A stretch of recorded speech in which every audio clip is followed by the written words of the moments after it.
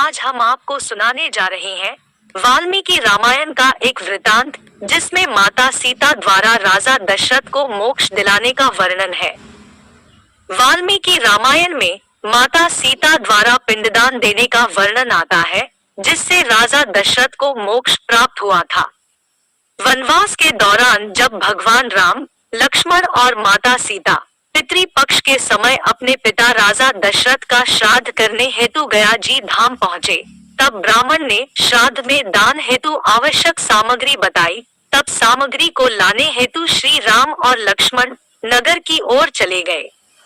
काफी समय बीत जाने के बाद भी जब श्री राम और लक्ष्मण जी नहीं लौटे, तब वहां पर उपस्थित एक ब्राह्मण ने माता सीता से कहा कि श्राद्ध पूजन करने का समय निकला जा रहा है, परंतु श्री राम और लक्ष्मण जी अभी तक नहीं आए। तब ब्राह्मण के कहने पर और समय के अभाव के कारण समय के महत्व को समझते हुए माता सीता ने अपने ससुर राजा दशरथ का पिंडदान स्वयं करने का निर्णय लिया। उन्होंने नदी तट पर उपस्थित वटवृक्ष, तुलसी, ब्राह्मण, गाय और कौवे को साक्षी मानकर स्वर्गीय राजा दशरथ का पिंडदान पूरी विधि विधान से संपन्न किया। पूजन के पश्चात माता सीता ने हाथ जोड़कर प्रार्थना की तो राजा दशरथ ने पिंडदान स्वीकार कर लिया। इस बात से माता सीता अत्यंत प्रसन्न हुई कि राजा दशरथ ने अपनी पुत्र वधू से पिंडदान स्वीकार किया, परंतु मन ही मन में वह यह सोच रही थी कि प्रभु राम इस बात को नहीं मानेंगे कि पिंडदान एक स्त्री द्वारा किया गया और पिंडदान स्वीकार भी कर लिया गया। तभी भगवान राम और लक्ष्मण पूजन सामग्री लेकर आए और पिंडदान के विषय में पूछने लगे। तब माता सीता ने प्रभु राम से कहा कि समय के अभाव के कारण मैंने स्वयं पिंडदान कर दिया है। श्री राम को माता सीता की इस बात पर विश्वास नहीं हुआ कि बिना पुत्र और बिना सामग्री के पिंडदान किस प्रकार संपन्न हो सकता है। तब सीता जी ने कहा, वहां उपस्थित नदी, तुलसी, कौवा, गाय और ब्राह्मण इस बात की गवाही दे सकते हैं कि पिंडदान राजा दशरथ द्वारा स्वीकार कर लिया गया है। तब प्रभु राम उन पांचों से पूछते हैं, तो ये पांचों प्रभु राम के सामने झूठ बोल देते हैं कि माता सीता ने कोई पिंडदान नहीं किया।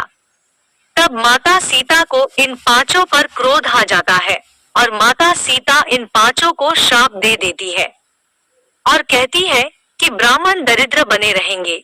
तुलसी जी को श्राप दिया कि तुम कभी भी गया जी की मिट्टी में नहीं फलोगी। गाय को श्राप दिया कि पूजनीय होने पर भी तुम्हें खाने के लिए हमेशा दर दर भटकना पड़ेगा। कौवे को हमेशा लड़ झगड़ कर खाने का श्राप दिया।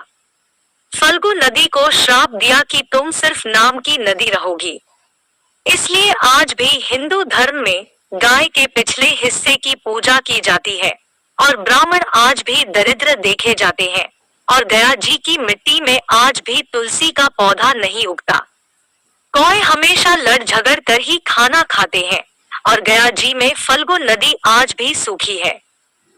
सीता माता द्वारा दिए गए श्राप का प्रभाव आज भी इन पांचों में देखा जाता है।